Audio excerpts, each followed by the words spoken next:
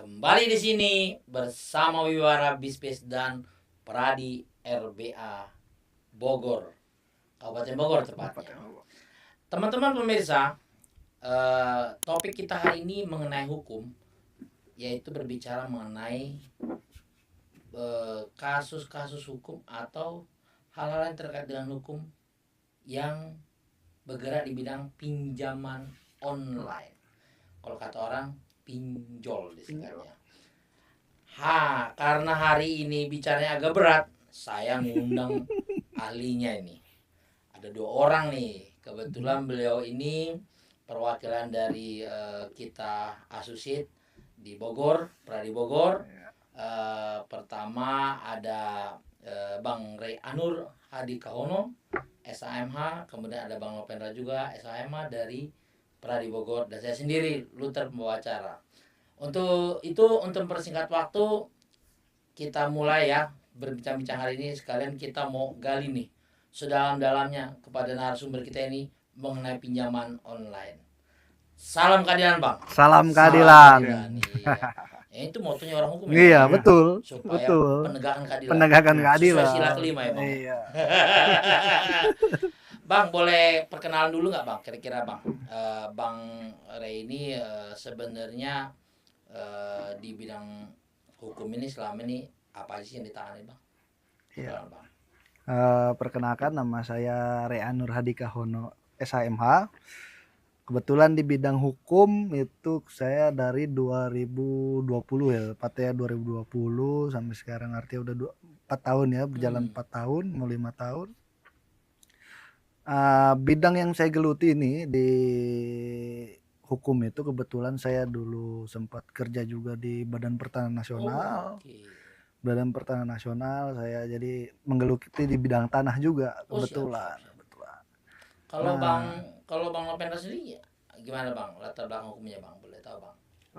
Pengalamannya. Kalau saya sendiri, Bang, ya saya singkat aja. Sebenarnya kalau saya nggak jauh beda sih sama Ray juga.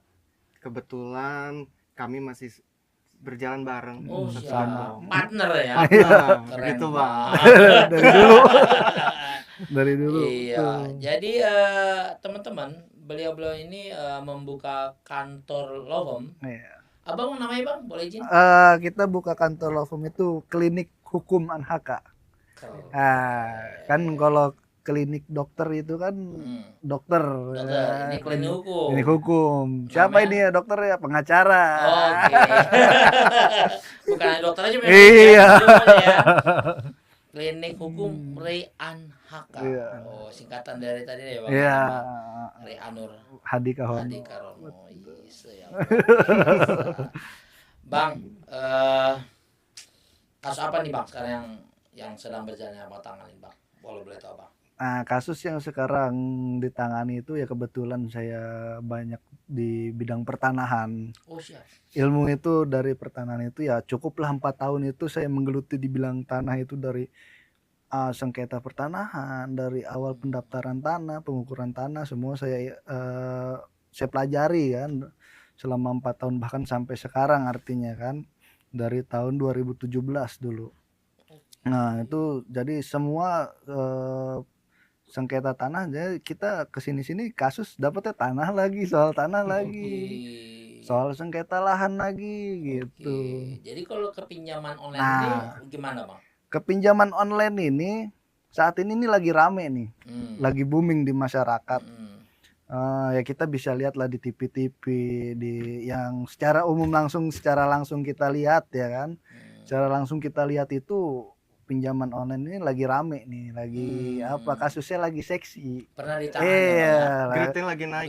Grade-nya lagi naik, dan kebetulan sekarang kasus banyak lagi yang masuk soal pinjol-pinjol itu. Iya. Keren. Karena kan makanya akhirnya kita tadinya kita bukan klinik Anhaka. Law firm pakai nama kita gitu kan. Kenapa kita buka klinik? Nih banyak yang konsultasi nih terkait permasalahannya ini. Karena resikonya bagi masyarakat, konsumen ini itu sosial, mereka kena gitu. Bahkan sampai kesehatan mereka juga terancam gitu gara-gara ini. Kalau boleh tahu, Bang, kayak kasus yang lo tangani ini sekarang masih tahap apakah pra penyidikan atau penyidikan atau bagaimana nih Bang saat ini Bang awal tangan nih Bang? Nah, kalau soal pinjol ini ada yang bertahapnya penyidikan, Hmm, ada yang masih mediasi, hmm. menemukan titik temu terbaik gitu Iya, kan iya, iya. antara konsumen dengan perusahaan pinjol. Ini awal lagi tangan sekarang nih Bang ya. Ini nih yang lagi tangani nih. Sama dengan Bang Nopen juga? Oh Iya. sama bang, Sama ya. sama. Oke, luar biasa ini karena gini Bang, jujur aja ya. Saya sendiri udah ngalamin nih. Mm-mm. Apa ya?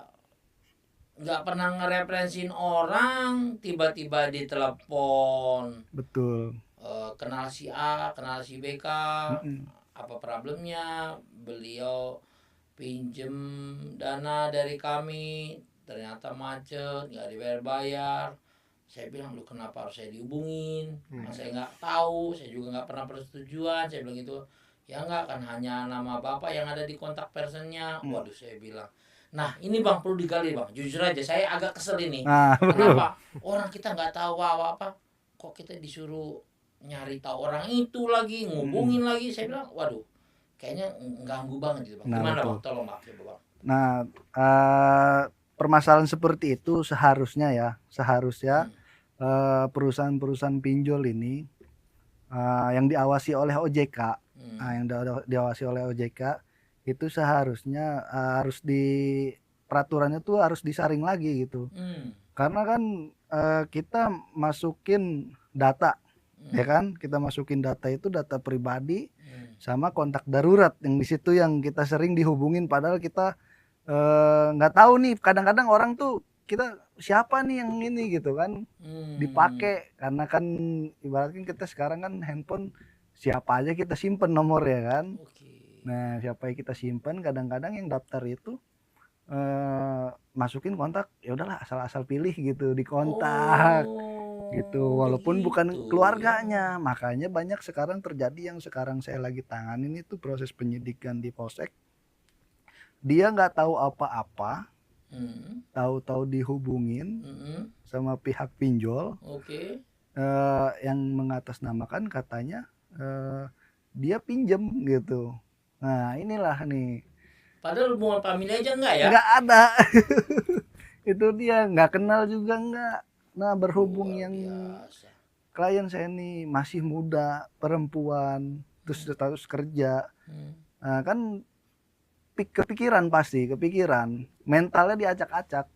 Iya ya kan bener. Mental diacak-acak, kita sambil kerja diteleponin, dihubungin, itu kan artinya buat drop juga kan. Dan di situnya maaf ya dalam ancaman itu ya ada yang bersifat pelecehan seksual lah, dengan kata-kata kita sebarin lah, dan bahkan ada yang pernah dikirim foto vulgar gitu. Gitu ya? Iya gitu. Luar makanya biasa ini ya. Bener. kurangnya pengawasan kalau kata saya. Iya. Kurang pengawasan. Lalu gini Bang, ini kan kasusnya rame nih, bahkan sampai ada orang meninggal masalah gitu. Iya betul. Terkikis mental. Kalau nggak salah dulu, ada Betul. juga yang mahasiswa yang untuk bayar uang kuliah betul pinjam online berkali-kali gitu, kalau aturan Medan sampai gantung diri gitu kan. Nah saya tertarik begini Bang, kok bisanya ya orang itu sebegitu mudahnya dapat duit dan diberikan pinjaman? Gimana sih Bang cara mainnya tuh, boleh tahu? Nah sekarang kan memang itu zaman sekarang era digital ya. Digital itu paling mudah itu yang namanya pinjaman online, karena prosesnya mudah, cepat dan terlaksana langsung.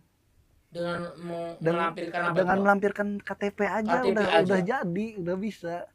Dan target sasaran pinjol ini mohon maaf orang yang yang menengah sampai ke bawah, karena mereka ibaratkan kebutuhan hidup ya, kebutuhan hidup terdesak, dikasih secara mudah dengan hanya persyaratan KTP, tanda tangan elektronik, langsung transaksi Itu kayak diberikan. verifikasi wajah gitu bang. Nah iya, sama verifikasi wajah Oh, juga, oke. itu dia.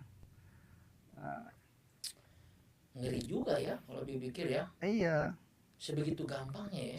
sebegitu Padahal kalau gampangnya. dulu saya ingat dulu di era-era katakanlah 10 atau 15 tahun yang lalu, pinjam itu persyaratannya Wow, komplit banyak. Masih zaman Betul. manual ya, Bang? Iya, itu Bener. waduh kalau kurang satu aja nggak di Nggak di proof, verifikasi. betul, betul. Ini Ini hanya cuman KTP, KTP, verifikasi verifikasi wajah. wajah sama tanda tangan elektronik udah jadi.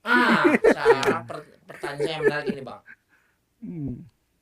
dasar hukum maupun kekuatan hukumnya itu Nah, bagaimana bang? jadi perlindungan hukum nih, buat perlindungan hukum terhadap konsumen pinjol ya. Itu kan udah diatur di Undang-Undang Perlindungan Konsumen tuh. Undang-Undang nomor 8 tahun 1999. Oke. Dan yang terbarunya undang-undang bukan undang-undang, peraturan OJK. Oke. Peraturan OJK yang dimana itu sektor jasa keuangan ya, pengawasan ya terhadap perusahaan pinjol tersebut ya.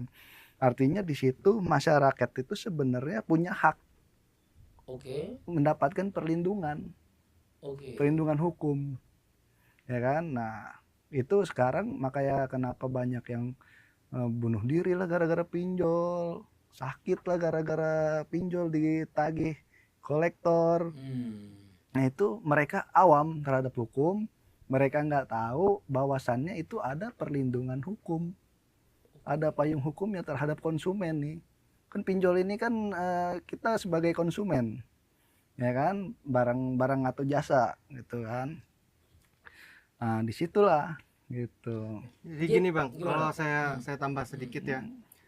Jadi masyarakat ini, mereka perusahaan pinjol, kalau yang saya pelajarin sampai hari ini, mereka sudah tahu nih target masyarakat ini artinya kurang mengetahui tentang hukumnya, perlindungan tuh mereka. Nah yang kedua, perusahaan pun sudah tahu target masyarakat apa gini kan menengah ke bawah.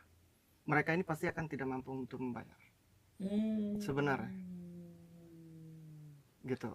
Nah, dengan tidak mampu membayar, mereka yang masyarakat ini akan melakukan apa ya?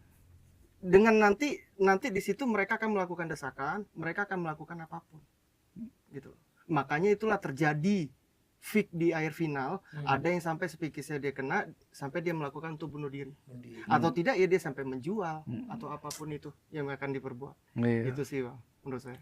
Makanya sih saran saya ya buat para masyarakat atau rekan-rekan di luar sana, ya silakan aja yang udah terlanjur artinya meminjam ataupun belum, ya lebih baik konsultasi dulu lah kepada yang paham, yang lebih mengerti hukumnya. Gitu. Jadi jangan pernah khawatir, jangan sampai melakukan hal-hal yang di luar nalar sampai melakukan bunuh diri itu tadi. Aduh, sangat disesalkan Bang. Iya memang ini menarik Bang gini ya, karena kemudahan tadi, kemudian aturan main juga tidak terlalu tidak ketat. Iya, itu kan membuat orang punya kesempatan ya berbuat demikian. Nah problemnya kan begini Bang, seperti yang bilang tadi sudah terjadi, orang sudah minjem, dilala, saya tidak mengerti apakah bunga berbunga atau bagaimana, tapi intinya katakanlah antara utang pokok dengan bunga terasa memberatkan untuk dilunasi. Nah karena terasa memberatkan untuk dilunasi, akhirnya dia ngambil secara psikologis terganggu, dia ngambil kebijakan, udahlah gua mau mengakhiri hidup aja daripada nama baik keluarga jelek atau segala macam. Nah abang bilang tadi sebetulnya pemerintah memberikan perlindungan buat si nasabah tadi. Iya, nasabah. Nah, apa sih Bang pengalaman di lapangan? Pak saya orang awam nih Bang. Saya udah terjerat itu, supaya saya tidak terkena beban tadi atau kata meringankan beban pikiran saya, apa nih Bang saya lakukan nih Bang sebagai nasabah tadi Bang? Ya lebih ke ini aja Bang, lebih ke konsultasi secara hukumnya. Secara hukumnya dulu. Kemudian ada aturan hukum yang mengatur mengenai katakan, oh ini bisa dibebasin. Ada. Oh begitu. Ya, artinya gini, yang namanya hutang itu mah wajib dibayar ya, ya Bang Betul, ya. setuju. Hutang wajib dibayar. Namun kan Betul. di situ di hutang itu ada yang namanya bunga, Oke. ya kan. Hmm. Artinya bunga itu perusahaan itu mengambil keuntungan dari mana sih gitu. Dari bunga tadi bang. Kalau Betul. bukan dari bunga gitu kan. Betul. Nah, artinya bisa kita selesaikan. Apa artinya gitu kan? Ya dengan yang menekan bunga itu. Oh Menekan paham. bunga itu. Nah, artinya kan kita kewajiban kita kan hutang pokok Oh siap. gitu, yang sudah kita pinjam gitu kan. Artinya kadang-kadang gini, orang nggak bayar, bunga terus berjalan. Malah nanti ke depannya lama kelamaan itu bunga itu bisa lebih Lebih besar besar daripada dari pokoknya. pokok. Ya, itu. Oh. Itulah yang makanya orang-orang ini baru berpikir, oh iya ya, ternyata itu ada bunganya dan bunga itu berjalan kalau kita nggak bayar gitu. Itu yang banyak masyarakat belum tahu, belum paham. Makanya mereka minjam karena terdesak, mudah kan mendapatkannya. Tapi mereka nggak belum berpikir jangka ke belakangnya nih. Ada apa, harus bayar apa gitu. Dan ada administrasinya juga di situ loh Bang. Nah 3 nih jadinya, nggak cuman pokok sama bunga, ada administrasinya di situ. Artinya kan wah perusahaan ini udah ngambil keuntungan banyak banget gitu. Artinya bang, yang mau saya bilang tadi, yang bisa dinegosiasikan adalah bunganya. Bunganya. Kalau pokoknya tetap mengikat. Pokoknya tetap mengikat karena itu kan yang namanya hutang, itu tidak Benar. bisa dia sampai mati pun itu tetap hutang gitu kan. Oke bang, contoh abang tadi udah bilang, oke kalau pokok harus dilunasi. Iya. Bunga bisa diajukan untuk Ya, di ada reschedule di atau mungkin di diskon lah lah. gitu.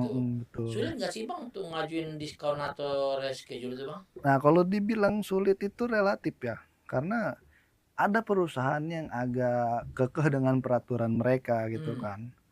Mungkin kalau orang awam yang mengajukan diri datang ke perusahaan tersebut, Pak, saya minta diskon gitu kan. Ya mungkin perusahaan jawabnya, saya pernah pengalaman nganterin ini mas saudara kan, saudara. Saya bukan sebagai pengacara, bukan. Iya. Saya cuma mendampingi aja biasa Mendampingi, kan. iya. Saya minta diskon dong bunganya gini. Setengahnya aja gitu kan. Artinya tetap mereka ini Pak yang udah yang berlaku aturan kita dengan bayar bunganya sekian, kita nggak bisa ini lagi, ini udah paling mentok gitu. Kadang-kadang kalau masyarakat awam yang langsung datang ke perusahaan tersebut itu agak sulit gitu. Nah, kalau kita dampingin secara hukum, mereka juga berpikir, oh iya mereka udah didampingin nih sama kuasa hukum, artinya kan mereka udah dapat nih pengertian hukum nih, gitu kan, pemahaman hukumnya apa sih gitu kan. Nah, artinya agak luas lah perusahaan-perusahaan itu kan, gitu. Kalau gitu bang, artinya, nah ini kan apapun namanya, kalau abang bilang harus didampingi oleh penasihat hukum, kan kembali ke kos biaya. Iya. Dia pinjem online pun juga karena untuk membiayai kan gitu kan. Kemudian kalaupun dia minta pendampingan hukum untuk menyelesaikan masalahnya ini kan ada biaya juga. Akhirnya kan. Ada nggak sih bang cara yang supaya katakanlah si nasabah tadi ini meminta bantuan supaya tidak membebani nasabah? Iya. Ada mekanisme nggak sih? Kita punya mekanismenya kan. Artinya kita memberikan konsultasi dan bantuan hukum. Oke. Ya kan. Nah, untuk fee dan lain-lain itu ya anggaplah kita kemampuan nasabah itu berapa gitu. Klien tadi ya. Kan. Apalagi kalau sampai kita ada ibaratkan perjalanan gitu kan. Iya, misalkan dia dari Bogor ke Jakarta gitu kan. Nah paling itu yang diperhitungkan karena kan yang dipakai itu tenaga sama pikiran kita juga kan. Nah, artinya di situ adalah kos yang harus dikeluarkan gitu oleh oleh si klien nasabah. tadi, nasabah tadi. Memang tidak seberat dia hutang dia itu dia Iya. pinjam, karena kan ya buat mobilisasi kita lah gitu kan. Artinya kan kita ada tenaga, pikiran yang kita keluarin pada hari itu kita Oh, koordinasi iya iya iya gitu. iya. Ini kan kadang-kadang kan gini Bang ya, mohon maaf, mungkin banyak pemirsa di sana yang tidak mengerti ya. Betul. Karena berpikir nanti bayar pengacara mahal. Iya, betul, Gitu kan. banyak. Ngapain udahlah mendingan Betul. saya biarin aja. Syukur-syukur nggak ditagi-tagi sama Betul, pinjam online. betul. Padahal itu selalu nempel ya. Iya, Ya. selalu Dan ada nempel. rekodnya kan. Nah, nggak bisa hilang Benar. sampai kapanpun Nah, gitu. gini Bang, Abang bilang tadi, oke itu kan masalah negotiable lah ya, Mm-mm. kesepakatan antara kedua belah pihak. Ya. Tapi apakah ada peran pemerintah dalam hal ini memberi bantuan hukum buat si nasabah-nasabah ini Bang? Nah, selama ini pemerintah itu yang sangat disayangkan ya, belum adanya bantuan hukum nih terhadap nasabah-nasabah yang terjerat pinjol. Khususnya pengawas jasa keuangan tadi ya, OJK itu ya. Artinya mereka hanya menerima laporan-laporan yang mereka eksekusi, cuman saya berharap gitu ya, berharap dari OJK ini ada gitu pemahaman tentang hukum, artinya yang bahwasannya nih konsumen ini punya perlindungan loh gitu kan. Di situ juga di dalam undang-undang atau peraturan itu ada loh hak dan kewajibannya gitu. Harus edukasi ya, memberikan edukasi kepada masyarakat gitu. Saya berharap seperti itu gitu. Cuman sampai sekarang sepertinya belum ada gitu ya. Yang saya ini. Pemerintah ikut situ ya. Itu ikut di situ karena pemerintah mendapatkan laporan gitu, eksekusi gitu kan. Kalau kayak izin Bang, yang teguran. pernah saya dengar ada lembaga penjamin saksi korban itu nggak bisa ke situ Bang ya?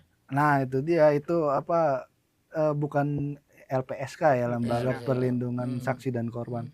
Lebih tepatnya ke ini, ada lembaga perlindungan konsumen. Oh, Iya, itu lebih tepatnya ya. lebih Ke situ ya tepatnya. kalau kita mau minta bantuan hukum ya. Itu lebih tepatnya pemerintah ada lembaga perlindungan konsumen. Oke Bang, nih yang menarik begini. Saya kan sudah tidak mampu, sedangkan bunga terus berjalan. Iya. Kemudian katakanlah kita dengan segala cara minta bantuan hukum, akhirnya kita negotiable. Iya. Kemudian katakanlah disepakati, oke, diskon sekian. Kemudian katakanlah begini, tapi kan mengukur kembali ke diri nih. Iya betul. Saya lagi nggak punya duit, kan gitu. Bisa nggak sih Bang, umpamanya antara pokok dan bunga itu kita cicil dengan termin yang lebih panjang, atau katakanlah memang harus bayar full Bang? Gimana Bang kira-kira pengalaman Abang di lapangan? Pengalaman di lapangan biasanya nih yang udah. Kalau dia misalkan udah telat cicilnya udah lama gitu kan, udah lama, biasanya pihak perusahaan itu nggak mau ngasih kesempatan lagi, gitu, nggak mau kasih kesempatan lagi gitu kan. Nah pinjol ini kan nggak ada anggunan Bang. Iya. Ya nggak ada anggunan. Artinya kan mereka tuh nggak ada yang dijaminkan gitu kan. Akhirnya dari situ mereka terus meneror terus sampai akhir hidupnya. Kan saya bilang itu apa tadi, hutang itu nggak akan pernah hilang selama mereka hidup gitu, selama masyarakat ini hidup gitu kan, itu nggak pernah hilang, makanya diteror terus tuh dengan pihak ketiga tadi ya kan. Nah satu-satunya apa caranya konsumen ini biar nggak diteror, ya memohon perlindungan hukum kepada siapa, kepada kuasa hukum, pengacara gitu kan. Artinya kalau yang neror, yang nagih itu udah di luar batas yang sudah dikeluarkan sama OJK, peraturan tentang penagihan, nah kita bisa balik tuh, ya kan, tuntut balik bahwasannya debt collector perusahaan A udah di luar batas nih menurut undang-undang menagihnya gitu. Oh artinya gini Bang, kalau pengacara debt collector mau nagih kita, ada aturan main ya. Iya, ada aturan main, ada peraturannya di situ, ada peraturannya jelas. Oke, contohnya gitu. pamit gini. Jam-jam 10 malam dihubungin. Itu Nah, melanggar nggak tuh, Bang? Itu melanggar karena ada di dalam aturan itu dilarang menagih di atas jam 10 malam. Itu ada aturannya. Nah, kalau kayak tadi katakanlah kalau itu dia katakan jam 10 malam. Kalau seumpamanya katakanlah begini, dia menghubungi rekan atau saudara atau familia daripada si nasabah tadi. Sebatas mana tuh Bang pelanggarannya, Bang? Nah, seharusnya nih kolektor ya, mohon maaf nih buat kolektor, kalau mau menghubungi saudara atau family yang didata oleh si nasabah ini, dimasukin nomornya, itu hanya sebatas mengingatkan, bukan malah menagih juga. Dan bukan nagihnya ya secara sopan ya, karena kan cuman bantu mengingatkan kan. Nah, kadang-kadang udah kelewatan batas kolektor nih, itu tuh saudara lu gitu, coba tagihin itu. Bener. Kalau enggak lu juga yang gua sebarin nih data lu, kontak lu gitu. Sampai ada kata-kata ancaman juga di situ biasanya. Itu yang terjadi dan bahkan sampai pidana dong. Ya itu dia makanya. Nah itu kan banyak ini yang harus di PR ya, diawasi nih oleh OJK gitu kan. Artinya dalam perlindungan konsumen itu kan menjaga data dan informasi konsumen nih. Ya kan prinsipnya kan menjaga data informasi konsumen. Nah, sedangkan debt collector yang notabene pihak ketiga ya dari perusahaan tersebut itu kadang-kadang seenaknya gitu, nagihnya demi dia dapat inian dari dapat profit dari si perusahaan gitu. Jadi mereka seenak-enaknya aja. Itu kalau kategori macet, tidak macet itu ada ketentuannya nggak sih Bang? Nah kalau kategori macet atau tidak macet itu ya tergantung kan, kadang-kadang gini, ada temponya ya, misalkan 1 bulan nih belum bayar, pasti diingatkan kan. Betul. Dan itu masih biasanya di pihak kolektor internal. Oke, internal mereka. Internal perusahaan tersebut. Itu dalam jangka waktu 1 bulan. 1 bulan. Masuk ke bulan kedua. Bulan kedua sama masih internal. Sampai ketiga masih internal terakhir. Lewat dari bulan ketiga itu pasti mereka pakai pihak ketiga. Sampai seterusnya mereka menggunakan jasa pihak ketiga buat menagih konsumen itu. Nah disitulah yang kadang-kadang kolektor dari pihak ketiga itu seenak-enaknya gitu kan. Karena kan kalau dia kerja target lah ya, harus dapat, karena kan mereka ibaratkan dapat fee dari situ gitu kan. Yang repotnya lagi Bang, desi di luar ini banyak desi gelap. Legalitasnya nggak jelas. Nah disitulah pemahaman masyarakat juga tidak mengetahui. Masyarakat betul. sudah duluan ketakutan. Betul. Padahal kalau masyarakat mengetahui, saat mereka datang kunjungan pun itu bisa kita tanyakan.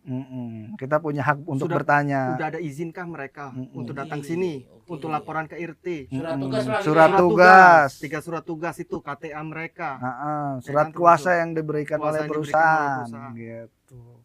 Kadang-kadang yang datang itu pun kalau kita paham, kita lihat surat kuasanya kadang-kadang udah lama gitu, surat tugasnya expired. Kan sudah diedit mereka.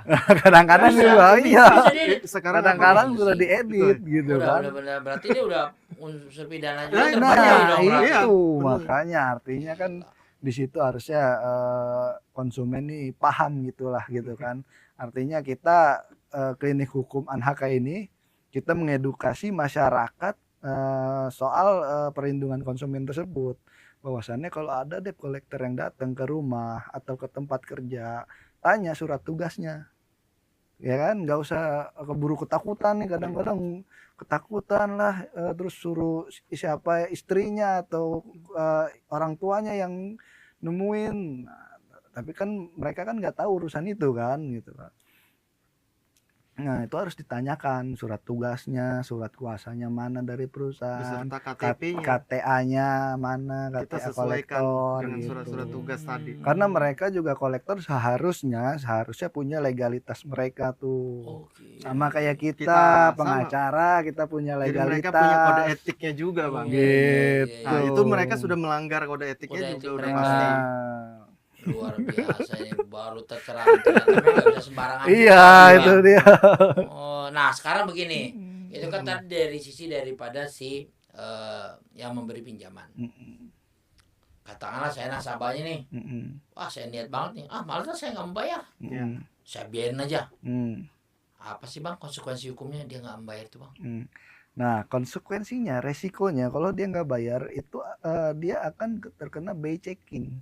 Oh BCK. Iya. Jadi kalau Pak mau dia pinjam lagi di bank lain, Tidak bisa, itu dia call. Dan bahkan dia misalkan mau kredit rumah, kredit kendaraan, itu kalau udah lama itu hutang nggak dibayar, artinya sampai bay checking call 5, itu mereka nggak bisa pinjam apa-apa gitu, fasilitas itu nggak bisa gitu kan. Sedangkan kita butuh yang namanya juga ya namanya kehidupan ya bang ya, kita butuh juga kadang-kadang mau kredit rumah lah gitu kan, biar kita punya rumah Punya gitu, rumah, biar nggak betul. ngontrak-ngontrak terus. Kita pengen punya kendaraan motor gitu, kita punya pengen kendaraan mobil, akhirnya itu semua nggak bisa karena resiko bay checkingnya ini. abang bilang tadi kalau nggak salah ada kolek 5 ya. Kolek 5 ini untuk masa berapa bulan itu bisa terjadi? Nah itu 2 tahun lah. 2 tahun kolek 2 5. tahun udah 2 tahun kesana nggak dibayar-bayar, itu jatuhnya call 5. Ada juga call 3 gitu. Kalau 3 itu berapa bulan bang? Call 3 itu setahun. Setahun. Luar biasa ya, prosesnya panjang juga ya. Iya, prosesnya panjang juga, makanya kan sangat disayangkan kalau hutang itu tidak dibayarkan ya. gitu. Artinya melekat pada si nasabah. Betul. Di suatu saat dia katakanlah ada butuh beli rumah, Betul. mengajukan KPR, KPR terbentur dengan kolimanya, call 5. itu disetujui oleh perbankan Iya, atau lembaga keuangan. lembaga keuangan. Karena mereka satu server di OJK gitu Iya, ya. betul. Hebat Ada juga catatan. ya. Itu regulasi pemerintah bagus juga ya. Jadi orang nggak bisa kemana-mana. Nggak bisa kemana-mana. Kamu nggak mau bayar lah. Nah, gitu. Nggak itu bisa dia. ya. Artinya masyarakat juga tidak boleh menyepelekan itu gitu kan. Karena kita dalam agama kita juga kan utang itu wajib dibayar ya bang. Ya. Betul. Wajib dibayar. Itu nggak bisa dihilangkan. Gitu. Jadi ada pernah yang bilang pinjol ilegal tak usah dibayar. Nah ini kan saya nggak ngerti nih. Apakah memang ada pinjol itu yang ilegal dan non ilegal? Itu gimana bang? Ya artinya gini, kalau emang ada pinjol ilegal dan non ilegal, Ya. yang ilegal udah pasti ya, udah pasti itu legalitasnya lengkap. Nah, terus pendaftaran di OJK mereka di negara itu di OJK, di badan pengawasan lainnya Ya. itu lengkap gitu kan. Sedangkan yang ilegal sekarang kan bisa bikin aplikasi bang, Oh. bikin aplikasi, bayar iklan. Oh iya. Nah itu sebenarnya yang harus diawasi tuh yang kayak gitu tuh, yang apa sekarang kita bikin aplikasi tuh bisa lah gitu kan. Pernah pemerintah kalau gitu.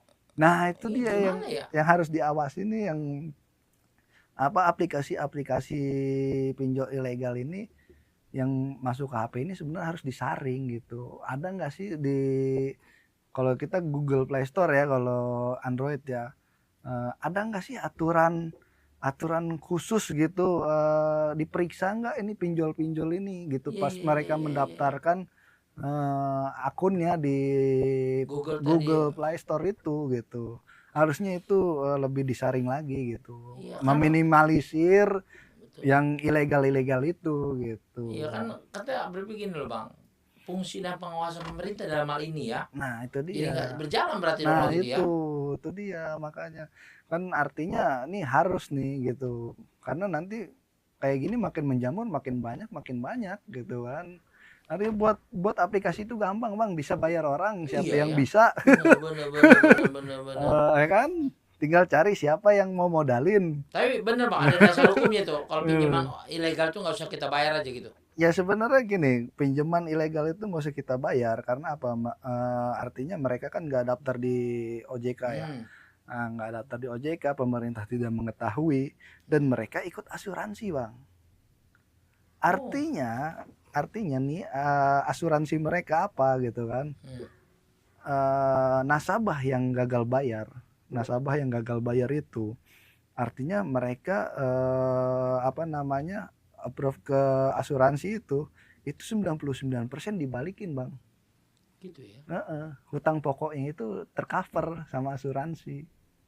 Berarti sebenarnya benar dong Bang, usah dibayar pun dia ada dapat itu klaim sebenarnya asuransi dong berarti. sebenarnya mau ilegal mau legal itu semua tercover sama Asuransi, asuransi. Makanya mereka sebenarnya keuntungannya saya bilang tadi, keuntungan mereka tuh udah sangat banyak gitu. Pemirsa. Jadi biar pemirsa tahu ya teman-teman dengar tadi dari Pak Ari tadi bahwa ternyata pinjaman itu apalagi online ya, Iya. itu baik ilegal maupun ilegal itu diasuransikan. Iya. Jadi artinya sekalipun macet perusahaan nggak akan rugi. Iya, Gitu ya Bang ya? betul perusahaan tuh nggak Luar akan biasa rugi. kita dibodoh-bodohin ya sampai Iya. nekat bunuh diri loh. Dari situlah pengawasan pemerintah juga, Bang. Regulasi tadi ya. Regulasi tadi. Makanya saya di sini ya. Saya itu kasihan dengan nasabah. Makanya kalau nasabah juga kesalahannya mereka kan yang namanya orang terdesak ya mungkin Bang, butuh uang. Di situ mereka tidak berpikir, yang penting uangnya cepat cair nih. Dulu. Bahkan banyak nasabah itu mereka itu apa di saat peminjaman di situ kan di saat di aplikasi itu kan banyak sekali peraturan. Betul. Aturan Betul. ini persyaratan setuju itu gitu. mereka tidak ada yang tahu nggak. Mereka yang penting paling bawah aja. Itu banyak, itu rata-rata mayoritas. Nasabah itu seperti itu yang mereka lakukan. Nah disitulah salah satu kesalahan mereka. Pada saat terjadi dispute, dispute, pihak si perusahaan dalam lembaga keuangan dan non-bank ini menunjukkan bahwa itu udah ada persetujuan. Iya, itu. Kejebaknya di situ. Artinya makanya kita banyak mengedukasi masyarakat soal itulah gitu. Makanya hati-hatilah yang belum terjadi jangan sampai gitu, kalau mau terjadi ya bertanggung jawab atas pinjamannya gitu. Jangan coba-coba. Jangan coba-coba yang belum mengalami. Ini kan tadi dari sisi si pihak pemberi pinjaman dan nasabah. Sekarang kalau saya berbicara dari si pihak orang yang dihubungi yang bukan nasabah, yang merasa terganggu. Iya betul.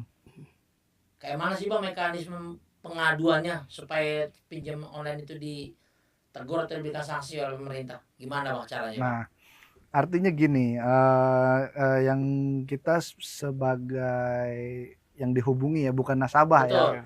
Betul. Bukan nasabah, bukan kerabat, bukan keluarga, kenal juga enggak ya kan, tapi diteror ya kan. Yang tadi saya bilang contoh kasus saya yang tadi tuh si perempuan ini gitu kan dihubungi padahal dia nggak tahu gitu kan, malah disuruh bayar gitu kan, Nah langkah apa sih yang pertama kali kita ini? Nah artinya kan di situ ada chatan di WhatsApp ya sekarang di WhatsApp sekarang. Catatan di WhatsApp itu untuk barang bukti buat kita laporan dulu ke polisi. Oh laporkan ya? Kita laporkan. Kita nggak kenal Pak dengan ini.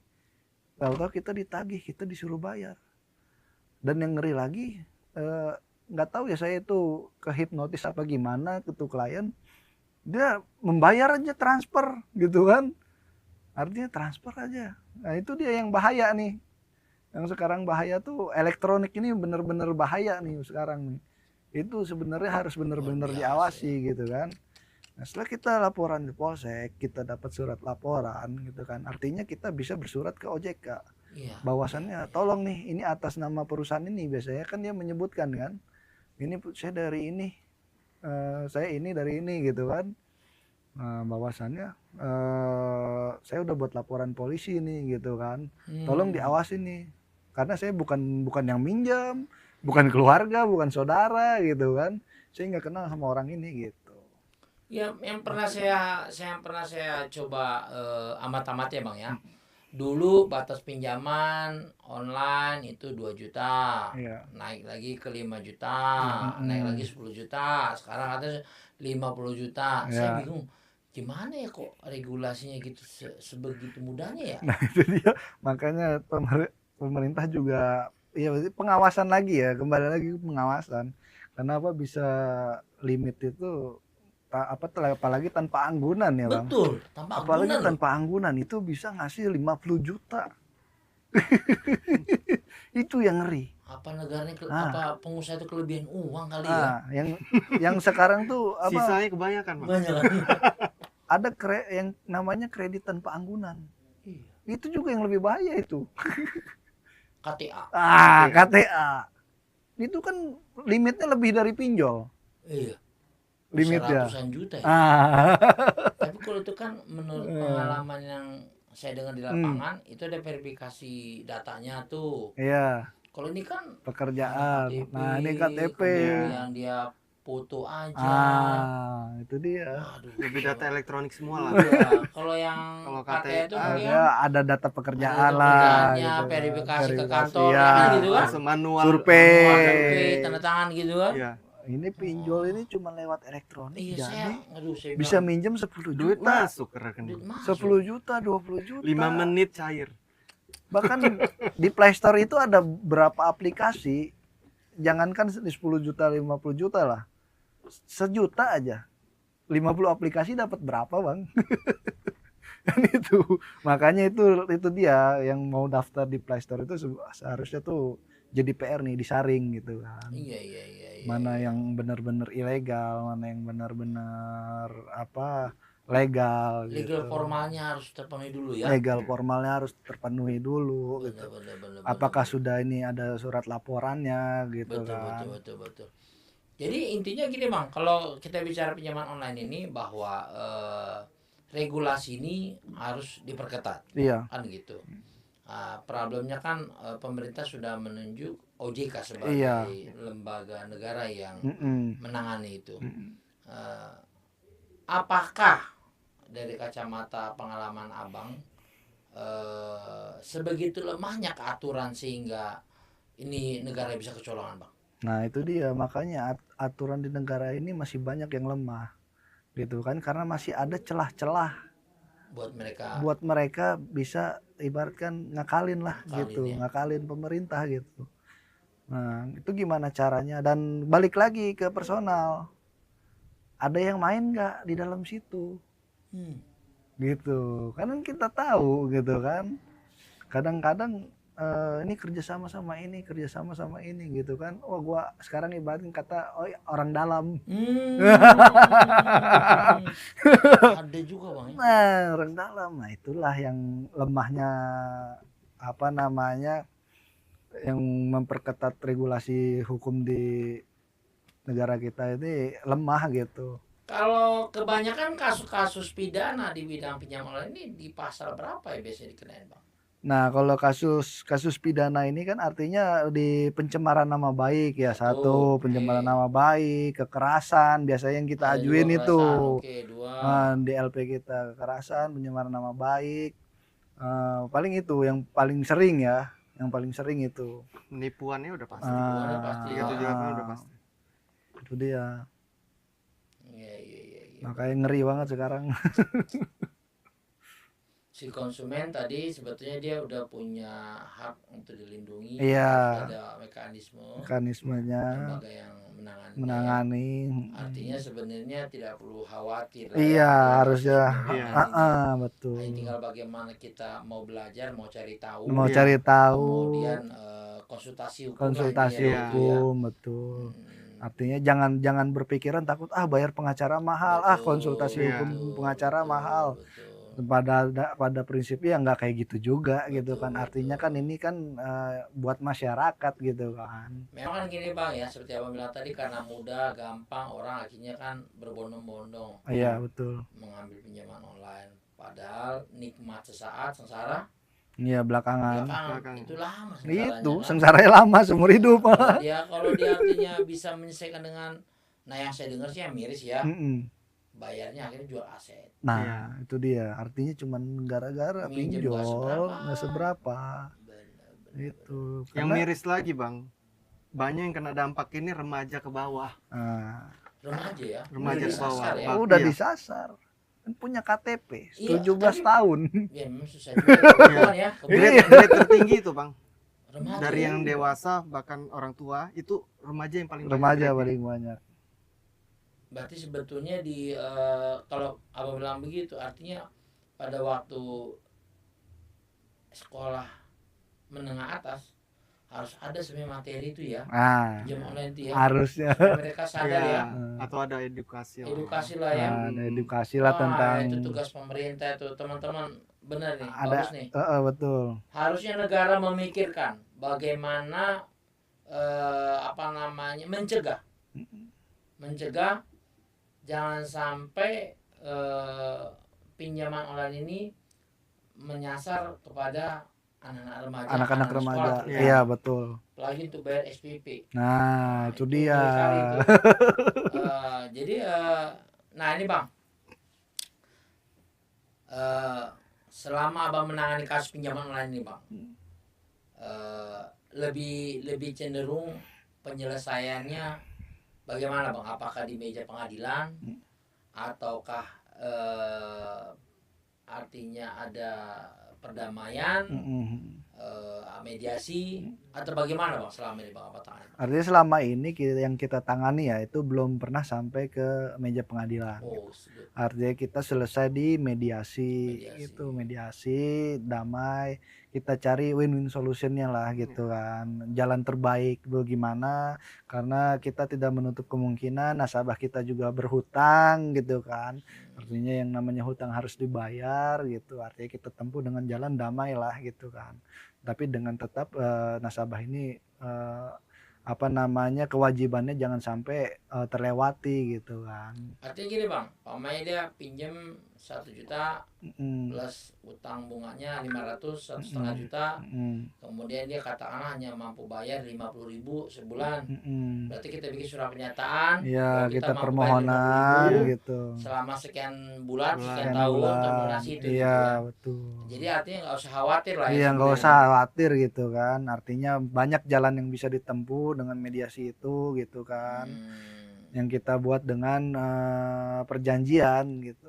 Jadi kalau katakanlah kita kabur-kaburan, diteleponin nggak bisa, kemudian dihubungi nggak bisa, dicari ke alamat nggak ketemu, itu sebenarnya nggak perlu ya. Bang? Iya, nggak perlu Hanya sebetulnya. cukup tinggal bagaimana kita memediasi ini Iya, supaya sesuai kemampuan kita, ada betul, etikat baik untuk betul. melunasi ya bang gitu ya.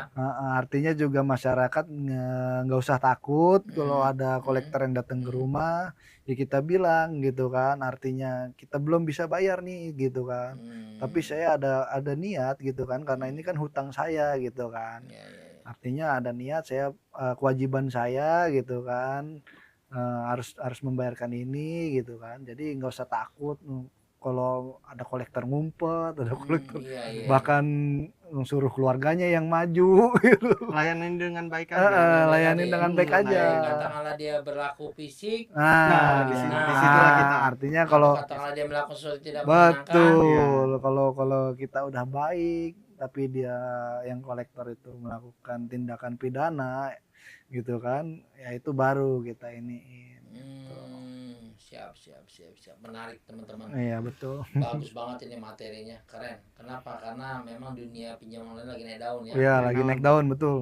Selain pinjaman online, kalau nggak salah judi online juga. Judi online juga. sama juga itu. Itu berdampak juga, Bang. Oh gitu. Berdampak juga. Berkorelasi tuh. Iya, kadang-kadang mereka tuh ya itu dia remaja ya. Hmm. Remaja kadang-kadang pinjam online itu yang kebanyakan saya Hmm. temuin di lapangan ya. Hmm. Biasanya kumpul di sini Jadi gitu kan. kolaborasi, satu Nah, kesatuan. Mereka dapat pinjaman online akhirnya untuk judi online. Judi Akhirnya online. habis juga di situ gitu. Nah, sebenarnya judi online ini juga harus diberantas ini karena kan apalagi di kalangan remaja ini masih labil ya mereka ya. Masih labil, nggak ada tidak adanya pengetahuan tentang hukum gitu kan. Nah, artinya judi online ini nih yang masih sampai sekarang, bahkan sekarang mah terang-terangan iklannya. Iya ya. Jadi kebutuhan pinjol itu sekarang ini bukan lebih ke konsumtif, Bang. Main judi online. Iya, Ngeri. bahkan ada yang suaminya sampai digugat cerai sama istrinya Gara-gara judi gara-gara online. judi Judi online, online. gara-gara banyak pinjol. Nah. Nah, itu dia. Sedih banget ya. Bener. Ini Itu dia makanya menarik itu. nih, Bang. Wah, Sebenarnya butuh satu sesi lagi untuk Iya. bahas ini ya. itu dia. Judi online tadi ya. Iya, itu dia. Gila ya. Saling terkait. Soalnya semuanya. berdampak ke semuanya, berkaitan. Saya berpikir mungkin karena kebutuhan kesehatan, Iya. biaya berobat, Ya. atau katakanlah mungkin buat beri tiket, Iya. Anak sekolah. Sekolah. gitu ya. Baik. Ternyata buat main judi. Iya, pada kenyataannya ya di kalangan remaja ya. Akhirnya Baik. kasus ini banyak berakhirnya di meja pengadilan agama, Bang. Itu Perceraian. jadi divorce, perceraian. Inilah grade-nya mereka balap nih, Bang. Lagi rame banget nih. Luar biasa. Ya teman-teman, itu ya saya mau mengingatkan ada beberapa konklusi yang bisa saya sampaikan. Pertama adalah bahwa kita nggak usah khawatir kalaupun katakanlah sudah terjebak dengan tadi pinjaman online. Sebaiknya kita konsultasi kepada orang yang mengerti hukum. Kedua, kita hadapi dengan sopan santun. Ketiga, jangan menggunakan pinjaman online untuk kebutuhan-kebutuhan yang sifatnya tidak Tidak jelas. jelas. Nah, kecuali dalam terdesak, karena sakit, oke lah, Iya. kita bisa maklum. Tapi kalau pamer kata untuk konsumtif atau kata apalagi untuk judi online, Iya, jangan. hindari. Hindari itu. Nah, kemudian yang mau saya sampaikan lagi bahwa negara harus berperan penting Betul. membuat regulasi terhadap pinjaman online ini, terutama mungkin batasan umur bagi si peminjam. Betul. Apakah dia masih pelajar ataukah dia masih apa, Iya, ataukah sudah bekerja, itu penting. betul. Atau katakanlah kalau terjadi dispute, kepada siapa si nasabah harus mengadu, bagaimana memediasi antara nasabah dengan si pemberi pinjaman. pinjaman. Mungkin itu yang bisa saya simpulkan hari ini, dan saya sampaikan terima kasih banyak nih Siap, Bang. sama-sama. Bang Ray, luar Terima biasa. kasih. Bang, aduh, luar biasa nih, Bang. Saya benar-benar terkejut ini, baru banyak tercerahkan nih mengenai pinjaman online. Ini. Nanti saya undang lagi apa ya, Bang ya? Karena Siap, menarik siap. ini sebenarnya. Apalagi Abang bilang tadi mengenai kasus tanah juga, Bang, Iya, ya? betul. Sengketa tanah ya. Divorce juga. Divorce juga, perceraian juga. Wah. Ya, itulah teman-teman hasil diskusi kami siang ini bersama teman-teman pengacara dari Pradi RBA Bogor. Dalam hal ini beliau ini adalah mewakili pengurus. Terima kasih banyak Bang. Siap, Salam sama-sama, Bang buat Luther. Abang Ketua, Siap. Bang Ambakung. Mudah-mudahan beliau Amin. ada waktu nanti saya mau undang juga Iya, sini. betul. Dan ini menarik lah ya Iya, untuk betul. kita bahas lalu. Sangat Terima menarik. kasih Bang.